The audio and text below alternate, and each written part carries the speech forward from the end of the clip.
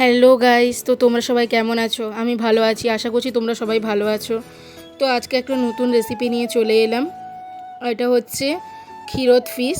তো ফার্স্টে আমরা মাছগুলোতে নুন, ব্ল্যাক পেপার দিয়ে মাছটা ম্যারিনেট করে রেখে দিব। 5-7 মিনিট কি 10 মিনিট মতো তোমরা ম্যারিনেট করে রেখে দিও। তারপরে এটার জন্য আমরা মশলা করতে চলে যাব। পেঁয়াজ, রসুন, লঙ্কা সব কিছু আমরা মিক্সিতে ভালো করে পেস্ট করে নিব। এই রান্নাগুলোতে পেস্ট মশলাগুলো দিলে ওটা বেশি ভালো হয়। তারপরে ওটা আমরা পেস্ট করে নিলাম মিক্সিতে। পেস্ট হয়ে যাওয়ার পরে এখানে কড়াইয়ে সাদা তেল ঢেলে দিয়েছি। রান্নাটা সাদা তেলে হলেই খুব ভালো হয়। তো সাদা তেলটা গরম হয়ে গেলে একে একে মাছ ছেড়ে দেব।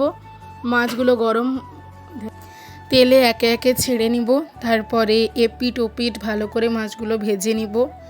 মাছগুলো ভালো করে একটু ভাজতে হবে যাতে কাঁচা ব্যাপারটা না থেকে যায়, কারণ মাছগুলো যেটা রান্না করবো ওটা বেশি ফোটানো হবে না।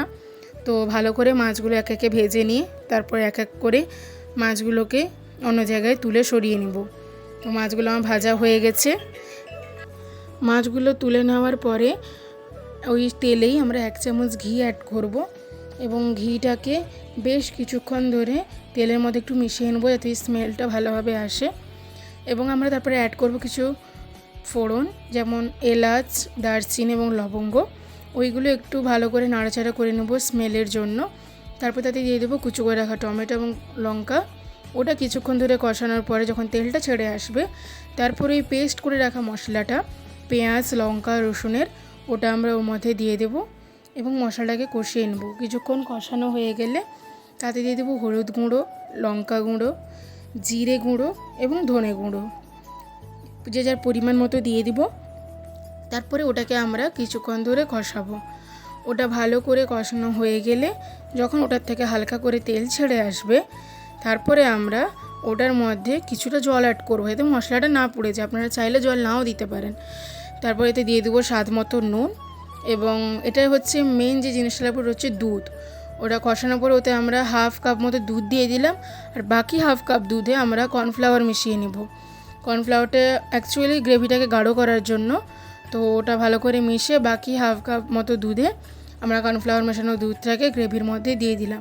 ওটাকে বেশ কিছুক্ষণ 4-5 মিনিট মতো ফুটিয়ে ভালো করে একটু কষানো হয়ে গেলে তারপরে আমরা ওতে দিয়ে দিব ভেজে রাখা মাছগুলো।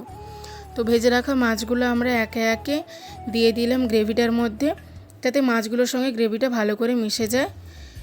আর মাছটাকে এপিট ওপিট উল্টে পাল্টে নিলাম যাতে গ্রেভির সাথে মাছগুলো ভালোভাবে মিশে যায় এবং গ্রেভিটা ভালো করে মাছের মধ্যে ঢুকে।